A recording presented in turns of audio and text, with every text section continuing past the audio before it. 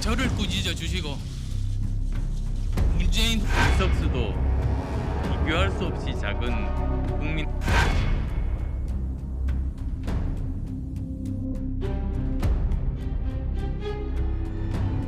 저렇게 압박을 가하는데 북한은 우리의 적, 아랍에미리트의 적은 이란, 국정의 적은 안철수, 견디지 못하고 그의 특장인 김기현 후보라고 단일화하든지 철수하든지.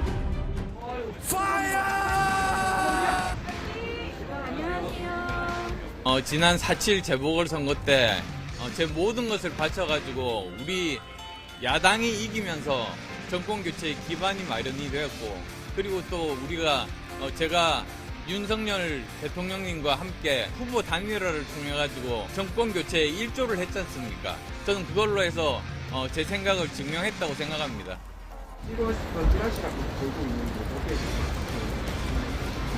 어떻게 1위 후보 사퇴하시는 거 보셨습니까? 1위 후보 사퇴하시는 거 보셨습니까?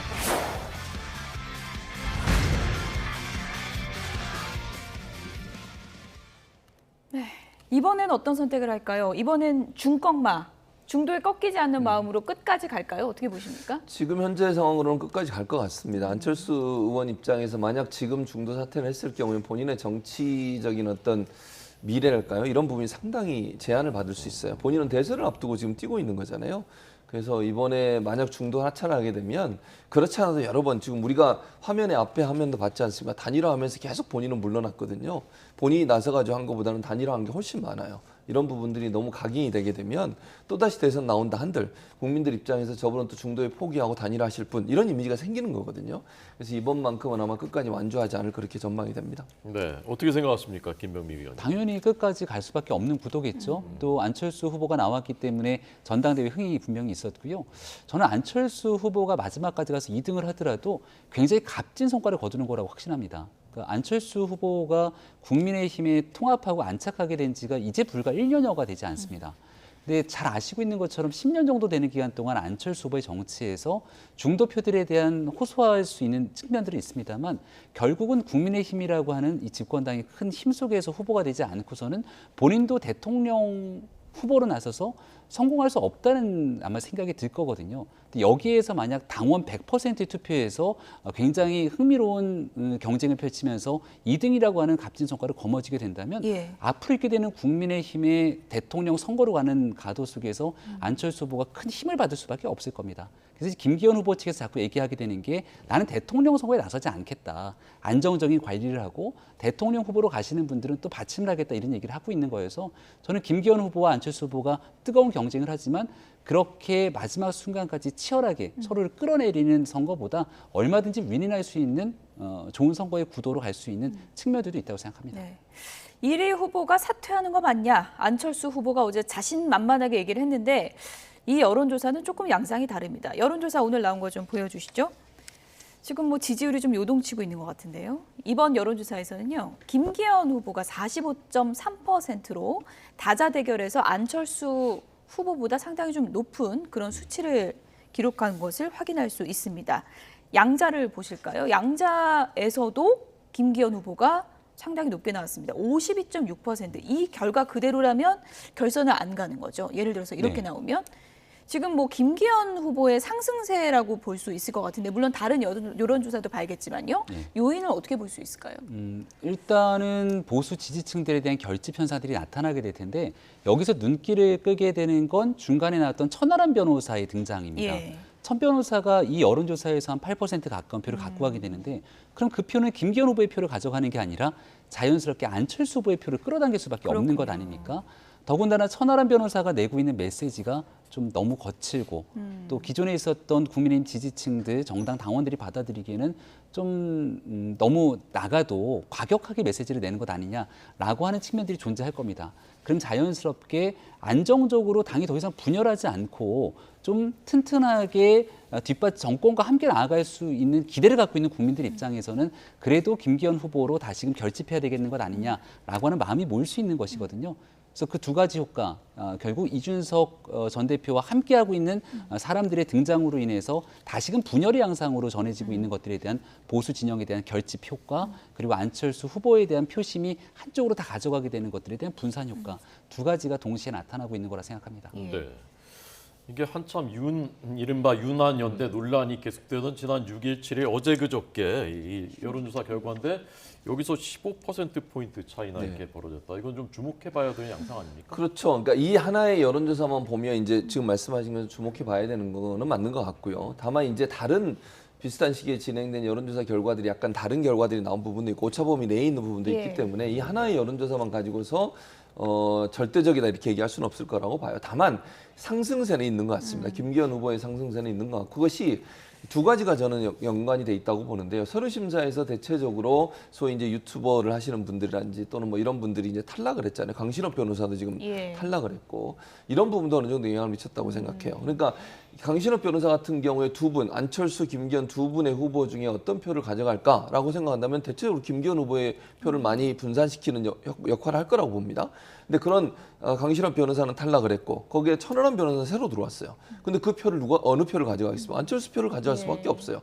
이런 구도가 일정 부분 영향을 미쳤다. 즉 결국 서류 심사에서 일정 부분 소위 이제 그 우적 성향을 보이거나 아니면 그 아스팔트나 이런 데서 윤석열 대통령을 대변했던 분들이 대거 탈락을 하면서 표를 나눠 갖는 부분들이 일정 부분 정리가 된 게 아닌가 하는 생각이 들어요. 그러면서 김기현 후보 쪽으로는 윤심이 작동되는 그런 표들이 결집했다고 보여지고요. 다만 천하람 변호사가 나오게 되면서 지금 현재 이제 안철수 후보에게 지지를 보냈던 분들이 일정 부분 좀 분산이 되는 비윤계로 구분되는 표가 분산되면서 약간의 하락세를 타고 있는 게 아닌가 그렇게 예. 보여집니다. 오늘 이준석 전 대표가 저희 YTN에 출연해서 이번 전당대회 윤심 논란과 관련해서 발언을 했는데요. 이준석 전 대표 어떤 얘기했는지 먼저 듣고 오겠습니다. 저는 이 윤심 논란이 가장 안타까운 점이 뭐냐면요. 만약 전당대회에 혹시라도 영향을 좀 주고 싶으셨고 절박하다 그러면은 저는 지금 와서 이제 좀 늦은 얘기지만 이런 얘기를 하고 싶어요. 김기현 후보를 지금 미는 것처럼 보이는데 그러면은 김기현 후보와 본인과의 어떤 그 팀워크라든지 아니면 김기현 후보가 일을 잘하는 이력이라든지 이런 걸 차라리 국민들이 볼 수 있게 은근히 보여줄 수는 있거든요. 근데 지금은 뭐냐면요. 김기현으로 정해놓고 그보다 센 사람은 다 죽여요. 지금 보면은. 이 방식은요. 설사 대통령이 누굴 밀고 싶다 하더라도 가장 안 좋은 하책이거든요. 네. 대통령에게 조언을 해주는 건가요? 이준석 전 대표가 이번 전당대회에서 뭐 이른바 이준석 컨소시엄이라고도 부르더라고요. 천하람 변호사 그리고 최고위원 후보 2명 또 청년 최고위원회 후보 이렇게 컨소시엄이요. 네, 그렇게 같이 뭐 이준석 전 대표와 함께 나와서 같이 팀으로 세트로 움직이게 되는 부분들을 김용태, 허은하 후보. 네, 사실상 부인하기 어려울 거라고 생각을 합니다. 근데 이준석 전 대표가 지금 현재 당원권이 정지돼 있는 상태 속에서 무튼 전당대회에 본인의 생각과 입장들 영향력을 행사하고 싶어하는 것 같은데 또 일각에서 보게 되면 지난날 당이 어렵고 힘들었던 상황, 그때 당의 극한 혼란을 가져왔던 또 인물이기도 하지 않습니까? 근데 본인 스스로 낙마하고 있었던 많은 일들이 만약 지금 하고 있는 얘기들처럼 이거 나만의 문제가 아니라 권력 집단의 문제이기 때문에 내가 피해자인 것처럼 비춰지게 되는 발언들을 하게 되는 것 아니냐라고도 비춰질 수가 있을 것 같습니다. 그러니까 이준석 전 대표가 지금 시도하고 있는 이른바 당대표부터 최고위원, 청년 최고위원에 이르기까지의 시도가 이번 전당대회에서 어느 정도의 영향력을 행사하는지를 아마 바라보고 싶어 하는 것 같은데요. 이 부분이 가장 불편할 수밖에 없는 사람 하나를 꼽으라면 저는 안철수 후보가 아닌가 생각이 되고요. 왜 그런가요? 아까도 얘기했던 것처럼 안철수 후보가 본인의 얘기를 바탕으로 여기에 대한 선거를 끌고 가야 되는데 그 중간에 전혀 다른 대립각이 쓰게 되는 것 아닙니까? 그러면서 중간 진영에 있는 표가 분산되기도 시작하고요. 이준석 전 대표가 하고 싶은 얘기들이 지난날 이제 본인의 당대표 시절의 이야기들을 애둘러서 다른 방식으로 표현하게 되는 것 같은데 그런 얘기들이 아니라 본인의 이야기들을 조금 더 하게 되는 상황들이 오히려 더 솔직하지 않을까 그렇게 생각합니다. 이른바 이준석 컨소시엄이다 이렇게도 좀 표현할 수 있다고 하셨는데 정작 천하람 후보는 이준석계라는 표현을 굉장히 좀 꺼려하던데요. 사람과 함께 예. 정치하는 부분들이 지향한다면 이렇게 4명이 같이 세트로 움직여서 선거할 필요는 저는 없을 거라고 생각을 합니다. 저도 최고위원회 출마해서 시종일관 다른 사람에 대한 얘기보다는 제 얘기를 하려고 노력을 많이 예. 하고 있거든요. 얼마든지 짧고 귀중한 시간 동안 본인이 하고 싶은 얘기, 그러니까 꼭 짜맞춘 지금 나오고 있는 족자도 모든 4명의 후보들이 똑같은 방식으로 세트처럼 움직이게 되는데 저 족자는 무슨 내용이에요? 여기에 대해서 각자가 하고 싶은 얘기들을 예. 가져왔던 것 같아요. 예. 천하람 변호사의 족자, 예. 허은하 후보의 족자 등이 있는데 이렇게 뭔가 팀으로 움직이게 되는 모습보다는 내가 정치를 하면서 어떤 부분들로 국민의힘에 힘이 되고 또 정권 교체 이후 총선 승리에 기여할 수 있을 건지에 대한 나의 이야기를 좀 예. 하게 되는 것이 어떨까라고 저는 생각합니다. 화면을 좀 크게 보여주시면 좋을 것 같은데 천하람 후보 족자는 대통령의 공천 불개입 이거를 내용을 적어서 또 화제가 됐더라고요. 네, 맞습니다. 그러니까 대통령이 지금 공천에 개입하고 있다는 걸 비판한 거잖아요. 뭐 이거는 국민들은 대부분 다 이해하고 있는 거라고 생각해요.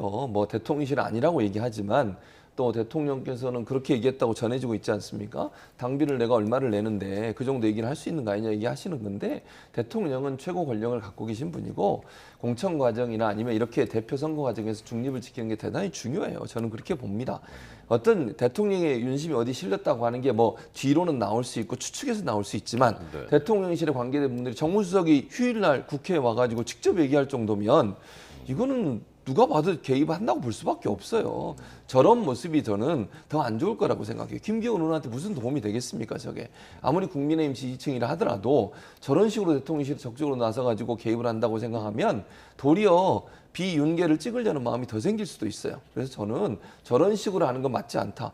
뭐 윤심이 어느 정도 드러나게 하는 여러 가지 방법들이 있다면 그게 안 보이게 해야지 저렇게 누가 봐도 인식될 수 있을 형태의 모습을 하는 것 자체는 문제가 있고 그래서 천하람 변호사도 그걸 지금 집중적으로 공략하는 거 아니겠습니까? 네. 비윤계의 표를 본인한테 모르려고 하는 것 같은데 저는 대통령실의 이 당무 개입이라고 하는 논란 제가 볼 때는 대통령실에도 국민의힘에도 절대 도움이 안 되는 그런 모습이라고 생각합니다. 네.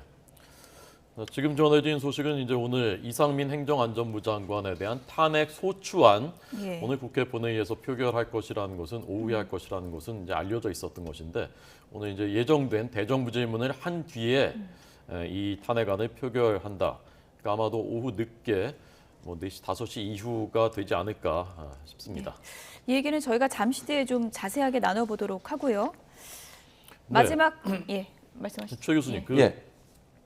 천하람이라는 그 후보가 사실은 이제 정치적으로 무명에 가까웠는데 지금 출마한 지 얼마 되지 않아서 9% 올라왔고 추가로 더 오를 가능성 어느 정도라고 보시는지 하고요. 예. 그 결과가 오히려 안철수 후보한테는 좋지 않을 것이다라는 그 부분에 대해서 어떻게 보시나요? 그 제가 볼 때는 어느 정도 오를 거냐를 물어보신다고 하면 제가 볼 때 10% 정도 내면 오를 것 같아요. 그리고 컷오프도 통과할 것 같습니다. 예. 그러나 물론 이제 본선에 가면 제가 볼 때 뭐 1, 2위가 될 가능성은 낮다고 보이지만 이거는 천하람 변호사 개인의 힘이라기보다는 이준석 대표의 힘이 어느 정도 개입됐다고 볼 수밖에 없어요. 이준석 전 대표가 지지하고 있고 밀고 있는 상황이라고 하는 부분, 2030 세대가 또는 윤석열 대통령의 지금의 당무 개입에 대해 비판적 입장을 가진 분들이 이쪽으로 힘을 실어주는 거죠. 일정 부분. 그러니까 안철수 의원이 예컨대 병에 마음에 안 들더라도 비윤이라고 하는 깃발을 들었기 때문에 그쪽으로 가 있던 사람 중에 일부가 안철수 의원은 조금 그래 라고 해서 다른 선택을 할 수 있는 선택지가 하나가 생긴 거잖아요. 그게 천하람이기 때문에 제가 볼 때는 안철수 의원이 갖고 있는 지지율의 일정 부분을 천하람 변호사가 가져갈 거다. 다만 1대1 만약에 결선에 가게 되면 첫 번째 경선에서 50% 이상이 안 나와서 그러면 과연 천하람 변호사가 그럼 안철수 의원을 지지할 거냐? 그건 아니라고 봅니다. 예. 그렇기 때문에 표는 분산될 가능성이 있고요. 그렇게 되면 김기현 의원한테도 유리한 상황이 될 가능성도 충분히 있다고 봅니다. 왜 안철수 후보를 지지하지 않을 거라고 저는 이준석 지금 전 대표 안철수 의원 사이가 그렇게 좋지 않은 걸로 알려지고 있습니다. 예전부터 당을 같이 하다가 깨지고 이런 경험 있지 않습니까? 예. 그리고 또 뭐 여러 가지 인터뷰를 보면 대놓고 안철수 의원에 대해서 지지한다거나 아니면 좋은 평가를 하지 않는 부분이 많아요. 이준석 전 대표의 태도를 예. 보면. 그렇기 때문에 아마 본인이 3위를 하거나 4위를 해서 그만두게 되고 결선 투표에 누구를 지지하는 상황이 됐을 때 어느 누구도 지지하지 않는 그런 상황으로 가능성이 저는 높다고 봅니다. 이번에 동지적 관계가 아니군요. 그렇죠. 동지적 관계는 아니라고 봐요. 그러니까 비윤이라고 하는 어떤 예. 그 프레임 자체로는 함께 할 수 있지만 예. 그렇다고 안철수 후보를 지지하는 그런 형태의 모습은 보이지 않을 거라고 봅니다. 그래도 정치는 생물이니까 예, 저희가 좀 모르죠, 지켜보도록 모르는 거는. 하겠습니다.